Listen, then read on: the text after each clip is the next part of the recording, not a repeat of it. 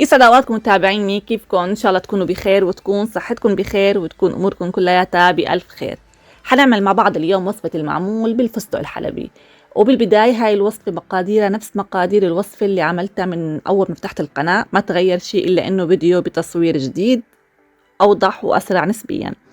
حنعمل معمول الفستق الحلبي بطريقة ولا أروع من هيك، معمول على الأصول من النوع الفاخر. إن شاء الله بتستفيدوا من الفيديو بيعجبكم، وخلونا نقول بسم الله ونبدأ الفيديو مع بعض.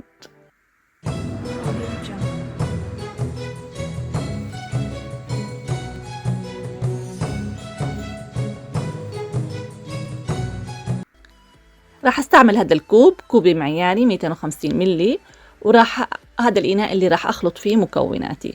راح نعمل المعمول بطحين الفرخة وطحين الأبيض. عندي هون 4 كاسات طحين فرخة، طحين الفرخة اللي هو سميد ناعم، 4 كاسات طحين فرخة. وبعدين راح أضيف عليهن كاستين طحين أبيض عادي، يعني تلتين طحين فرخة وتلت طحين أبيض. هاي الطريقة أنا معتمديتها من زمان وما عم بغيرها. حاولت غيرت أكثر من مرة بس ما عجبني أي طريقة، رجعت لطريقتي الأصلية. عندي السمنة، أنا عندي هون كاستين سمنة حيواني، خلطت سمنة البقرة الحلوب مع سمنة عربية، يعني النوعين حيواني دسم، منشان المعمول بحب السمنة الدسمة. حطيت كاستين سمنة بقرة حلوب وسمنة عربية مع بعض. وراح أحط بعدين ربع كاسة زبدة حيوانية، يعني 50 جرام تقريبا. إذا ما بدكم تحطوا زبدة حطوا هذا الربع كاسة كمان سمنة، يعني هي حتاخد كاستين وربع دهن، مواد دهنية. وبعدين بإيدينا هيك بأطراف الأصابع بتصير من بس الطحين بالسمنة لحد ما إنه يتشرب كل كمية السمنة اللي حطيناها. عملية البس الكل بيعرفها، من بس منيح لا نتأكد إنه شرب كل السمنة، راح يكون عنده القوام طري جدا هيك. هلا راح أضيف السكر البودرة، راح أحط نص كاسة سكر بودرة، بتحبوا تكتروا شوي بتحبوا تقللوا شوي حسب الرغبة، بس نص كاسة بيعطيني حلاوة معتدلة ووسط وطيبة جدا. بخلط السكر البودرة منيح مع عجينتي، وهذا قوام العجين اللي حصلت عليه. هلأ راح أتركه وراح أغطي عليه وراح أتركه يرتاح. راح أترك عجينة المعمول عندي ترتاح بعد ما غطيت بالبراد لتاني يوم. إذا فيها زبدة بالبراد، إذا ما فيها زبدة فيكم تتركوها برا، السمنة ما بصير لشي برا بس الزبدة ما بتسوى تبقى برا. فراح أحطها بالبراد لتاني يوم، على الأقل 6 ساعات، ويفضل إنهار كامل. تاني يوم هون بعد ما طلتها من البراد راح فرجيكم هي كتير قاسية كتير مجمدة، يعني حاولت بالملعقة ما قدرت أبدا. فراح أتركها على جنب ساعتين 3 لتطرى عندي شوي، وبعدين ببدأ بشتغل فيها، لأن ما فيني أشتغل فيها وهي بهالشكل. هون بعد ساعتين 3 خلص مشي حالها طريت شوي مع العجينة.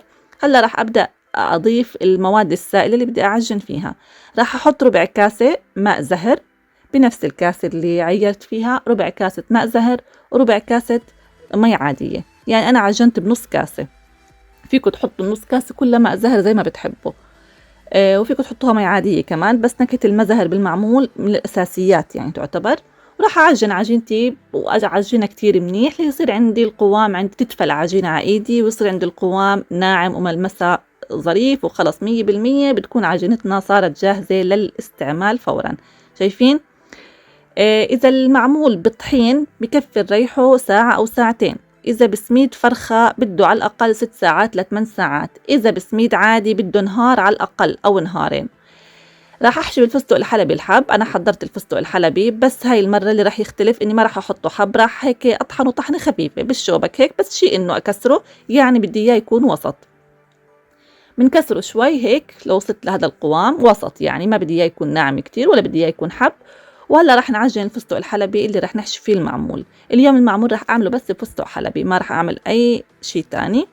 راح أحط شوية مزهر بدون مقادير حسب ما بتحبوا، وبعدين ملعقة سكر. السكر بيساعد على ثبات الفستق الحلبي، وكمية قطر مناسبة وحسب الكمية اللي عندي، ممكن أضيف بعد ممكن أقلل. وبعدين بدي أعجن.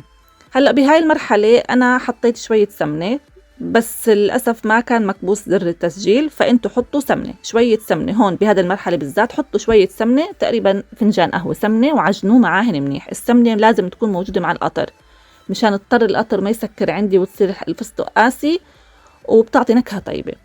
فبدي بس أضغط على الفستق يصير هيك صار القوام عندي الفستق جاهز لأنه نستعمله للحشي. فما تنسوا حطوا سمنة مع القطر. هلا بدي ابدا اعير، اخذ قطعه من عجينتي واعير على حسب القالب. انا حطيت هون صورت هيك كره من الفستق، وطبعا انتم اول حبه حبتين بتعيروا حسب القالب اللي عندكم، وبنسكرها بهاي الطريقه.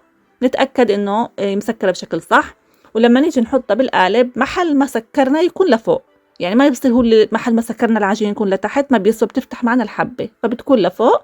نضغط ضغطتين ثلاثه، كبستين ثلاثة أو من كبسة واحدة ما بنعرف تطلع، أو ضربة، هي مو كبسة، ضربة واحدة بتطلع الحبة. شوفوا ما أحلاها، بالتفاصيل كلها ظاهرة معانا. القالب إذا عذبكن حطوا فيه شوية طحين، رشة طحين، وبعدين اضربوا. إذا لزقت العجينة معاكم بتصير. رح أعلمكم هون كمان طريقة. أنا هون بلشت أصب بالصواني، هيك حرروه ضربتين من الأطراف وضربة بعدين بنزل معكم بسهولة. يعني بس تحطوا الحبة وترصوها، ضربة من هيك على الجهة هاي وضربة على الجهة الثانية، وبعدين ضربة من فوق لتحت تطلع الحبة معكم، ولا أروع من هيك. الحبات والرسمة 100%. رح أكمل كل العجينة عملت 4 صواني. أنا هون اشتغلت قدامكم صينيتين بس، الكمية بتعمل 4 صواني من هذا الحجم، تقريبا 100 حبة من هذا الحجم، تقريبا 100 حبة. هلأ على الفرن درجة حرارة 250، على الرف اللي بالنص من فوق ومن تحت شغلة، ما رح تاخد معي الصينية أكتر من 10 دقايق. هون بعد الخبز 10 دقايق أخذت معي كل صينية على 250 من فوق ومن تحت. والصينية على الرف اللي بالنص. إذا طول المعمول عنا بالفرن بيقسى. شوفوا الحبة، شوفوا الرسمة، ما تغيرت رسمتها أبدا أبدا أبدا، زي ما ضربناها بالقالب زي ما طلعت معانا، وكل حبة أخت التانية، ولا أروع من هيك. الشكل والطعم، هلا بتشوفوا القوام ما أحكي لكم عنه. عن جد جربت كتير وصفات معمول، وأرجع لهاي الوصفة اللي مستحيل عاد أغيرها. ما عاد أجرب، يعني ما عاد أجرب، بس أنا الحب الفضول، الواحد يجرب يتعرف ما غلط. بس إذا جربتوها ما حتغيروها، ولا أروع من هيك معمول. كل حبة أخت التانية، الرسمة 100%، القوام 100%، النكهة 100%، بتجنن. هلا راح أوصلكم وحدة وأفرجيكم القوام. أنا هدلون خبزتهم بعد الفطور، فيعني قدرت آكل منهم فورا، هن مخبوزين حتى وهن سخنين، لسه ما بردوا 100%، بعدهم شوي طرايا. شوف الفستق، كل ما كانت العجينة رقيقة والفستق أكتر، كل ما كانت المعمولة يعني تعتبر إنه نخب أول، يعني تعتبر معمول من النوع الفاخر. فنحاول نرقق العجينة ونكتر الفستق لتعطينا المعمول الصح بالنكهة الصح. النكهة سمنة حيوانية، تكون طيبة 100% كمان، ولا أروع من هيك. شوف القوام، قوام المعمولة بتفتفت بالإيد، بنفس الوقت ما أنا هيك طرية ولا أنا أشوف القوام بتفت هيك. روعة روعة روعة. إن شاء الله بتجربوا هاي الوصفة. ما بعرف، في كتير منكم جربوا، هي نفس الوصفة اللي أنا نزلتها من 2 تقريبا أو أكتر أول ما فتحت القناة. ما تغير شيء أبدا، إلا إنه كنت حاطة الفستق حب، هون كسرته شوي. هذا الفرق بين الوصفتين، بس نفس مقادير العجين، نفس الطريقة، نفس القالب. إن شاء الله بتجربوا الوصفة وبتعجبكم، وانتظرونا بفيديوهات جديدة، أفكار ووصفات وفيديوهات متنوعة جديدة، وتضلوا بخير والسلام.